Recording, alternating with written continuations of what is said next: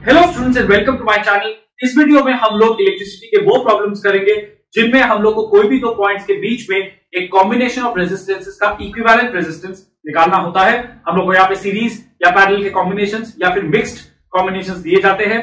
सबसे पहले हम एक बहुत सिंपल सा प्रॉब्लम लेते हैं। यहाँ पे हम लोग को तीन रेजिस्टेंसेस दिया हुआ है, 2 ओम, 3 ओम एंड 4 ओम, एंड हम लोग को दिख रहा है कि ये तीनों एक ही लाइन में है। जब कोई भी रेजिस्टेंसेस एक ही लाइन में होता है, एक के बाद एक कनेक्टेड होता है, एक रेजिस्टेंस का नेगेटिव टर्मिनल दूसरे रेजिस्टेंस के पॉजिटिव टर्मिनल के साथ कनेक्टेड होता है। जैसे कि यहाँ पे इस रेजिस्टेंस का नेगेटिव टर्मिनल इस रेजिस्टेंस के पॉजिटिव टर्मिनल के साथ कनेक्टेड है, इस रेजिस्टेंस का नेगेटिव टर्मिनल इस रेजिस्टेंस के पॉजिटिव टर्मिनल के साथ कनेक्टेड है। तब हम लोग बोलते हैं कि ये रेजिस्टेंस सीरीज में है। बेसिकली हम लोग सिंपली ऐसे सोच सकते हैं कि जब कोई रेजिस्टेंस एक ही लाइन में कनेक्टेड हो तो वो सब सीरीज में होते हैं। सीरीज में हम लोग को इक्विवेलेंट रेजिस्टेंस निकालने का तरीका बहुत आसान है। हम लोग को बस ये रेजिस्टेंसेस को ऐड कर देना है। तो फॉर्मूला है RS is equal to RS equivalent resistance का नाम है। So RS is equal to R1 plus R2 plus R3। यहां पे हो जाएगा 2 plus 3 plus 4 that is equal to 5 plus 4 9 ohms.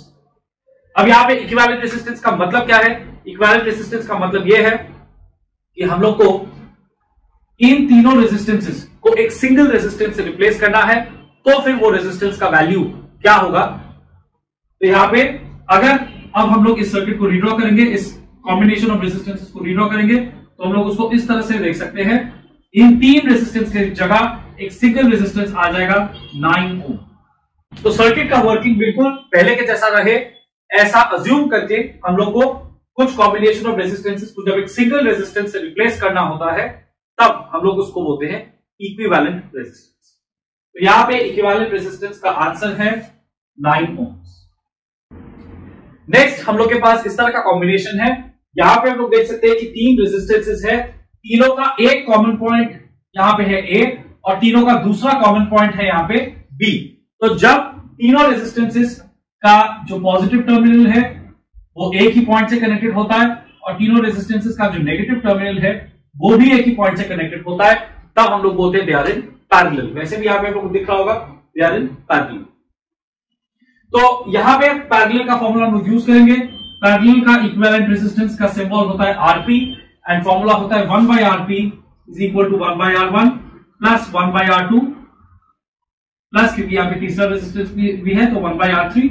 जितने भी रेजिस्टेंस होंगे हम लोग इस तरह से ऐड करते जाएंगे रेसिप्रोकल करके।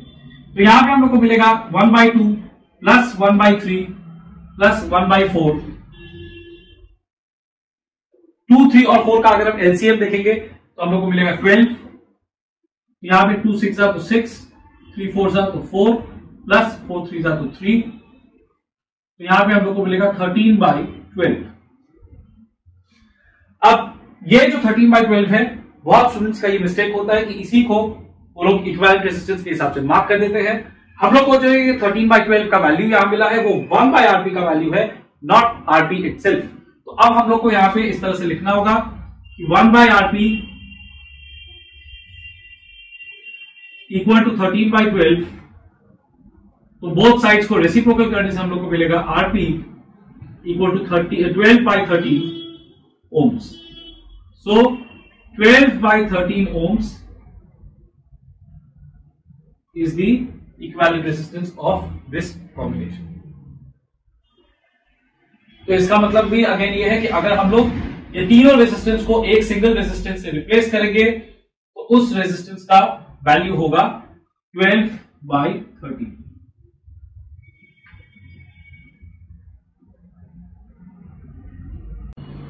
नेक्स्ट यहां पे हम लोग एक ऐसा कॉम्बिनेशन देख रहे हैं जिसमें कि दो रेजिस्टेंसेस पैरेलल में है। मैंने उन लोगों को नाम दे दिया है R2 एंड R3 और एक रेजिस्टेंस इस कॉम्बिनेशन के साथ सीरीज में है, उसको मैंने नाम दिया है R1। So 2 ohm and 3 Om parallel में है और इस कॉम्बिनेशन के साथ 6 ओम सीरीज में है। तो सबसे पहले हम लोग को 2 ओम और 3 ओम का इक्विवेलेंट रेजिस्टेंस निकालना होगा और फिर उसके बाद हम डायग्राम को रीड्रॉ करेंगे और फिर 6 ओम के साथ जो इस कॉम्बिनेशन का इक्विवेलेंट रेजिस्टेंस निकलेगा उसको सीरीज में लेकर के फाइनल इक्विवेलेंट रेजिस्टेंस निकालेंगे।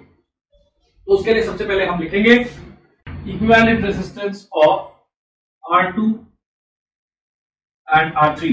तो इसलिए मैंने यहाँ पे रेजिस्टेंसेस को नाम दे दिए हैं। जब भी हम लोग के पास इस तरह का कॉम्प्लेक्स कॉम्बिनेशन होता है रेजिस्टेंसेस का, तो हर एक रेजिस्टेंस को इंडिविजुअल नाम देने से फिर उसके बाद जो भी हम लोग जिस भी कॉम्बिनेशन या कॉम्बिनेशन के पार्ट का इक्विवेलेंट रेजिस्टेंस निकाल रहे हैं उसको रेजिस्टेंसेस के नाम लिखने से क्लियर हो जाता है।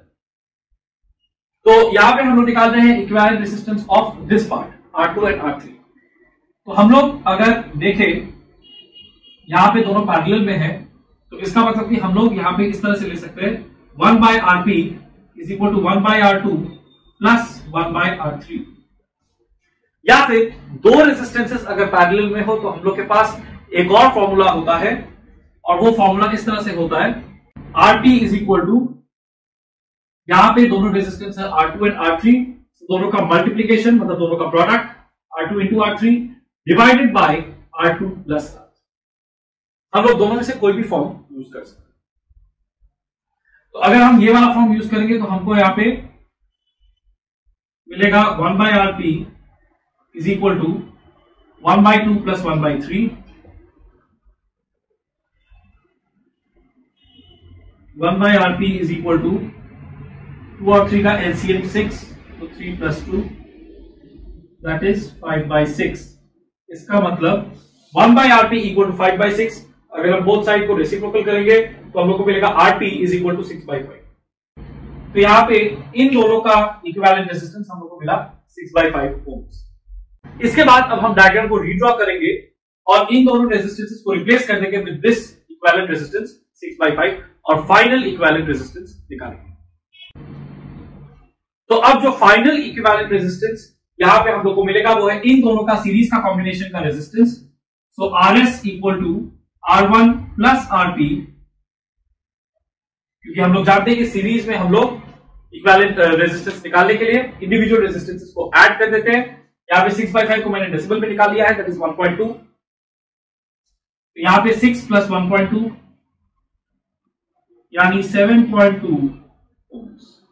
ये हम लोग का फाइनल आंसर।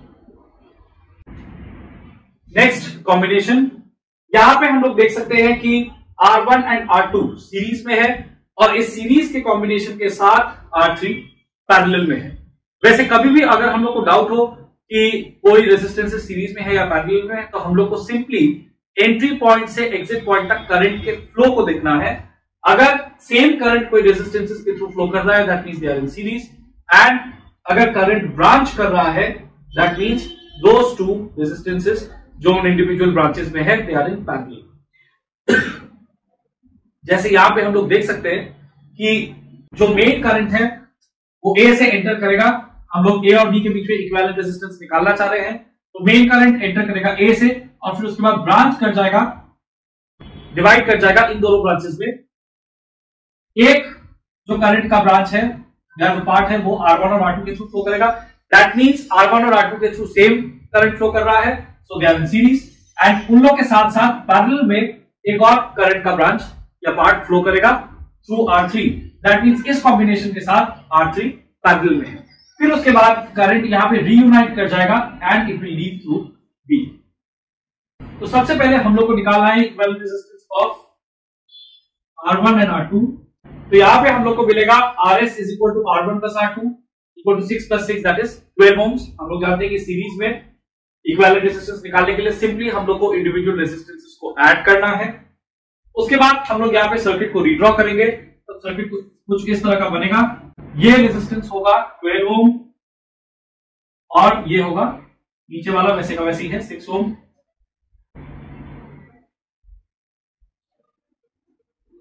इन दोनों का कॉम्बिनेशन है Rs और ये है R3। तो अब जो फाइनल इक्विवेलेंट रेजिस्टेंस A और B के बीच में निकलेगा वो है इन दोनों का पैरेलल कॉम्बिनेशन का रेजिस्टेंस। तो हम लोग यहां पे इस तरह से ले सकते हैं 1/Rp is equal to 1/12 plus 1/6, या फिर जो दूसरा फॉर्मूला था हम उससे भी कैलकुलेट कर सकते हैं। Rp is equal to 12 into 6/12 plus 6।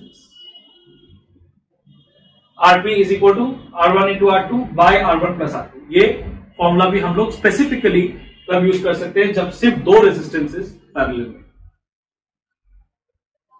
तो यहाँ पे हम लोग को मिलेगा 12 into 6 72 एंड 12 plus 6 18 4। तो यहाँ पे होगा 4 ohm।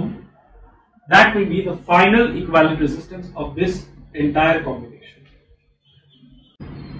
नेक्स्ट हम लोग के पास ये वाला कॉम्बिनेशन है।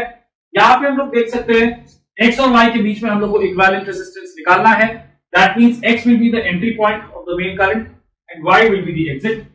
जब करंट यहां से एंटर करेगा तो फिर करंट का एक पार्ट इधर जाएगा और दूसरा पार्ट जो रिमेनिंग है वो इधर जाएगा।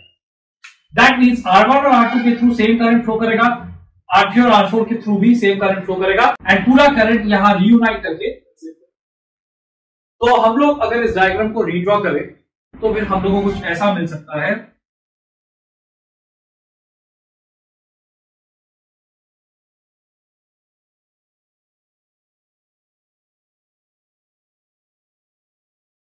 तो कभी कभी इस तरह के क्वेश्चंस में हम लोग को सर्किट को रीड्रॉ कर लेना चाहिए। हम लोग के लिए वो फिर कन्वीनियंट होता है ये समझने के लिए कॉम्बिनेशन किस तरह का है और उसमें कौन से रेजिस्टेंसेस सीरीज में है और पैरेलल। तो यहाँ पे हम लोग देख सकते हैं R1 के बाद करंट R2 के थ्रू जाएगा। दैट मींस दोनों एक तरह से सेम लाइन में है। R3 के बाद करंट R4 में जाएगा जो उस ब्रांच का करंट है, तो वो दोनों भी सेम लाइन में है। तो अब हम लोग पहले R1 और R2 का इक्विवेलेंट रेजिस्टेंस निकालेंगे अलग से, R3 और R4 का इक्विवेलेंट रेजिस्टेंस निकालेंगे अलग से, और ये दोनों कॉम्बिनेशंस फिर हम लोग देख सकते हैं कि पैरेलल में होंगे। So equivalent resistance of R1 and R2, let's say कि हमने नाम दिया है R', तो वो होगा R1 plus R2, that is 1 plus 1, that is 2 ohms। उसी तरह से इक्विवेलेंट रेजिस्टेंस ऑफ R3 और R4, लेट्स से उसका नाम हम देते हैं R'। ये दोनों भी सीरीज में है। अगेन ये होगा R3 plus R4, that is 1 plus 1 equal to 2 ohms। तो ये दोनों का कॉम्बिनेशंस आया, मतलब सीरीज कॉम्बिनेशंस का रेजिस्टेंस आया, इक्विवेलेंट रेजिस्टेंस, इसका भी 2 ohm और इसका भी 2 ohm। अगेन हम डायग्राम को रीड्रॉ करेंगे और फिर उस डायग्राम से हम लोग फाइनल इक्विवेलेंट रेजिस्टेंस निकालेंगे। So now final equivalent resistance होगा R' और R" का पैरेलल कॉम्बिनेशन। यहां पे हम लोग इस तरह से इसको लिख सकते हैं 1/Rp is equal to 1/R' plus 1/R', या तो हम लोग इस फॉर्मूला से कैलकुलेट कर सकते हैं, और या फिर क्योंकि अगेन हम लोग के पास यहाँ पे दो ही रेजिस्टेंस पैरेलल में है तो हम लोग ऐसे भी कर सकते हैं Rp is equal to R' into R" by R' plus R', यानी कि दोनों पैरेलल रेजिस्टेंसेस का प्रोडक्ट डिवाइडेड बाय उन दोनों का सम। तो ये हो जाएगा 2 into 2 by 2 plus 2, ये आ जाएगा 4/4, आंसर होगा 1 ohm। नेक्स्ट कॉम्बिनेशन, यहां पे हम लोग को दिख रहा है ए और बी के बीच में हम लोग के पास 3 ब्रांचेस है, एक ये ब्रांच और एक ये ब्रांच। यहां पे करंट का एक पार्ट 3 ohm और 2 ohm के थ्रू फ्लो कर रहा है। दैट मींस ये दोनों सीरीज में है, जैसा मैंने डायग्राम को रीड्रॉ किया है उसमें भी दिख रहा है। 30 ohms बीच में है, बीच वाले ब्रांच में, एंड जो लास्ट वाला ब्रांच है उसमें जो करंट फ्लो कर रहा है वो R3 और R4 के थ्रू फ्लो कर रहा है। That means R3 and R4 are also in series in that branch. तो यहाँ पे भी बहुत सिंपल है, हम लोग पहले इस ब्रांच का रेजिस्टेंस निकालेंगे, इक्विवेलेंट रेजिस्टेंस सीरीज में, इस ब्रांच का भी वैसे निकालेंगे, और फिर तीनों को पैरेलल के हिसाब से हम लोग इक्विवेलेंट रेजिस्टेंस तीनों का निकालेंगे, जो होगा फाइनल इक्विवेलेंट रेजिस्टेंस। तो यहाँ पे हम पूरा इक्वेशन को जैसे पहले लिख रहे थे वैसा नहीं लिख के शॉर्ट में हम दिखा देते हैं कि कैसे सॉल्व होगा। तो हम लोग यहाँ पे अगर R1 और R2 को ऐड करेंगे तो 3 + 2 हो जाएगा 5। तो हम लोग जब डायग्राम को रीड्रॉ करेंगे तो हम लोग को ऐसा मिलेगा 5 ohm का रेजिस्टेंस ऊपर, बीच में 30 ohms एंड नीचे 6 + 4 10, तो 10 ohms। अब हम लोग को दिख रहा है कि ये तीनों का कॉमन एक पॉइंट है ए और एक कॉमन पॉइंट है बी, सो 5 + 30 + 10, तो that means these three resistances are in parallel. अब इन तीनों को हम लोग को इवैल्यूएट करना पड़ेगा, इन तीनों का जो फाइनल इक्विवेलेंट रेजिस्टेंस है वो इवैल्यूएट करना पड़ेगा पैरेलल इक्विवेलेंट रेजिस्टेंस के फॉर्मूला से।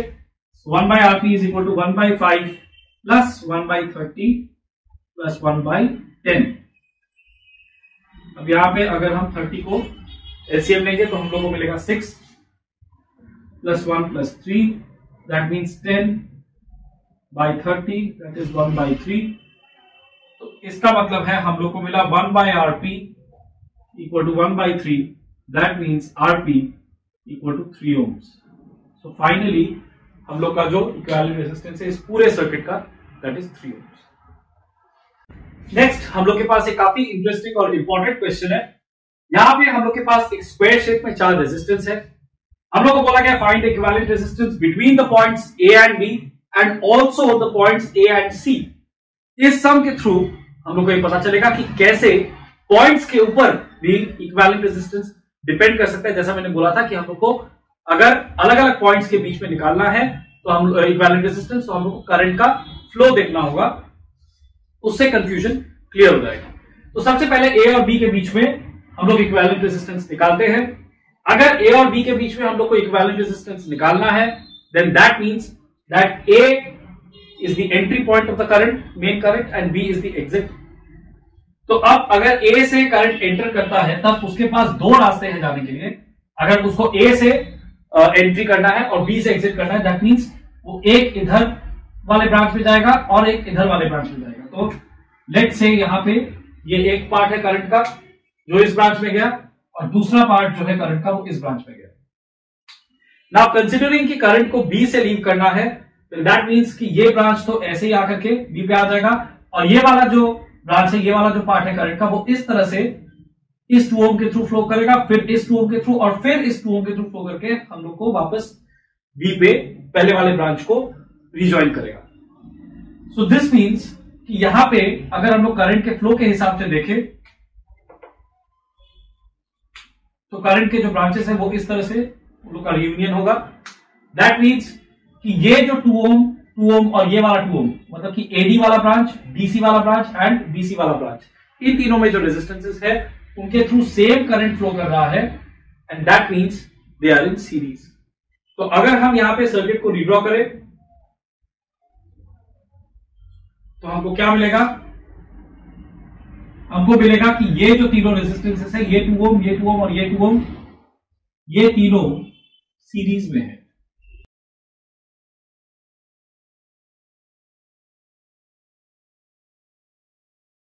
एंड जो नीचे वाला 2 ओम है एबी वाले ब्रांच का, वो दूसरे ब्रांच में है इन तीनों के कॉम्बिनेशन के साथ पैरेलल में।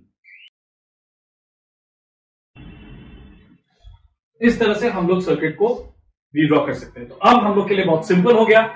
ये तीनों को अगर हम, ये तीनों क्योंकि सीरीज में, तो इन लोग का इक्विवेलेंट रेजिस्टेंस इन लोग को ऐड करके मिलेगा, that is 2 + 2 + 2 that is 6। Again हम यहां पे पूरा इक्वेशंस और वर्किंग नहीं दिखा रहे, बस जो सिंपल वर्किंग है उसको डायरेक्टली हम मेंटली कैलकुलेट करके रीड्रॉ कर रहे हैं। तो 2 + 2 + 2 6 ओम, एंड ये वाला जो 2 ओम है वो रहेगा, नीचे वाला 2 ओम वो पैरेलल में ही रहेगा। तो फाइनली हम लोग को जो इक्विवेलेंट रेजिस्टेंस मिलेगा वो है इन दोनों का पैरेलल कैलकुलेट करके, that is 6 × 2 / 6 + 2। So 12/8, that is 3/2, that is 1.5.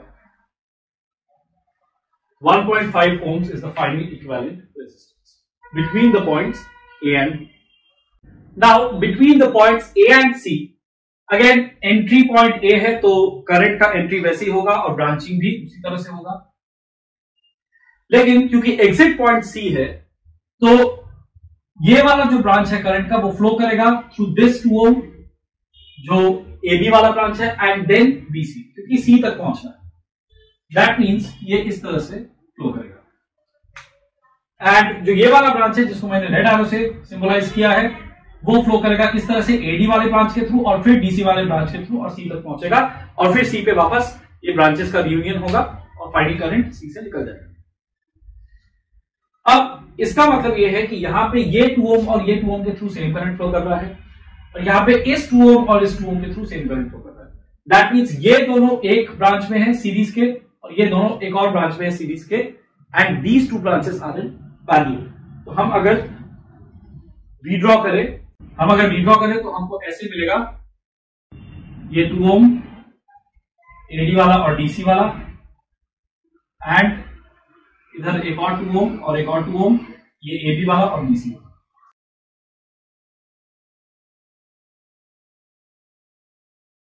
सो अब हम लोग के लिए बहुत इजी है, ये दोनों 2 ओम सीरीज में है, तो ये इन लोग का जो इक्विवेलेंट रेजिस्टेंस है वो हो जाएगा 2 + 2 4, यहां पे भी इक्विवेलेंट रेजिस्टेंस होगा 4 इस इंडिविजुअल ब्रांच में, और फिर ये दोनों 4 ओम्स पैरेलल में होंगे। So again if we redraw,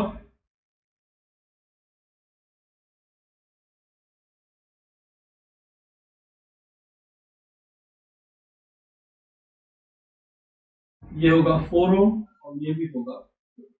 now 4 and 4 are in parallel, यहां पे हम लोग निकाल सकते हैं इन दोनों का पैरेलल रेजिस्टेंस, 4 × 4 by 4 + 4 16/8, यानी कि आंसर होगा इक्वल टू 2। नेक्स्ट हम लोग के पास इस तरह का कॉम्बिनेशन है, यहां पे हम लोग को बोला गया है सी और डी के बीच में पहले इक्विवेलेंट रेजिस्टेंस निकाल लें। That means C is the entry point of the current and D is the exit. तो ऑब्वियसली करंट इस डायरेक्शन में जाएगा नहीं, बिकॉज यहां पे आगे कोई तरीका नहीं है वापस आने के लिए, तो इधर करंट नहीं ब्रांच ऑफ करेगा। करंट 2 ब्रांचेस में डिवाइड होगा, एक यहां और एक यहां। इस ब्रांच में जो करंट है वो इन तीनों के थ्रू फ्लो करके डी पे वापस इस तरह से आएगा, और इस ब्रांच में जो करंट है वो इस तरह से वापस आएगा। तो अब यहाँ पे हम लोग को दिख रहा है कि ये तीनों 3 ओम्स सीरीज में है, क्योंकि इनके थ्रू सेम करंट फ्लो कर रहा है, और इन तीनों का कॉम्बिनेशन इसके साथ पैरेलल में होगा। अगर हम सर्किट को रीड्रॉ करें तो यहां पे हम लोग को इस तरह का मिलेगा,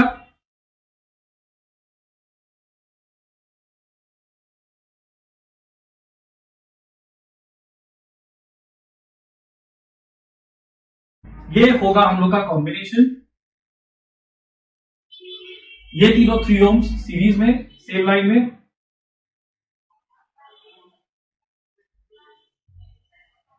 एंड ये 3 ओम अलग इनके साथ पैरेलल।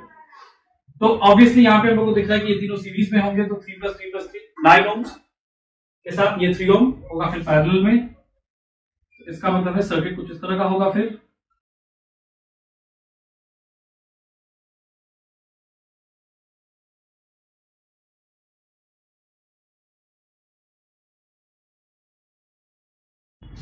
सो नाउ इन दोनों का पैरेलल का कॉम्बिनेशन हम लोग इजीली निकाल सकते हैं using the formula Rp = 3 × 9 by 3 + 9,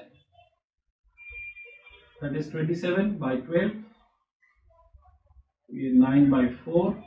तो यहां पे हम लोग को मिल रहा है 9/4, इसको अगर कैलकुलेट करेंगे तो आएगा 2.25। तो आंसर होगा 2.25 ohms, that is the equivalent resistance between C and D. Now between the points A and B, तो हम लोग ऑलरेडी C और D के बीच का इक्विवेलेंट रेजिस्टेंस निकाल चुके हैं, that is 2.25।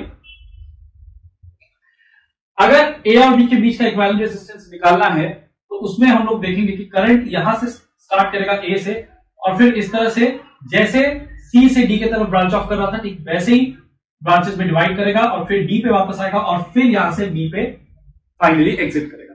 So this means कि C और D के बीच का जो पूरा पोर्शन है सर्किट का, उसका इक्विवेलेंट रेजिस्टेंस जो हमने निकाला है उसका यूज हम लोग यहां पे ले सकते हैं, and we can redraw the circuit like this. तो A से करंट स्टार्ट होगा, ये 3 ओम्स यहां पे है, फिर C और D के बीच का पूरा जो इक्विवेलेंट रेजिस्टेंस है दैट इज 2.25 हमने कैलकुलेट किया, तो उसको हम लोग डायरेक्टली यहां इस तरह से ले लेंगे,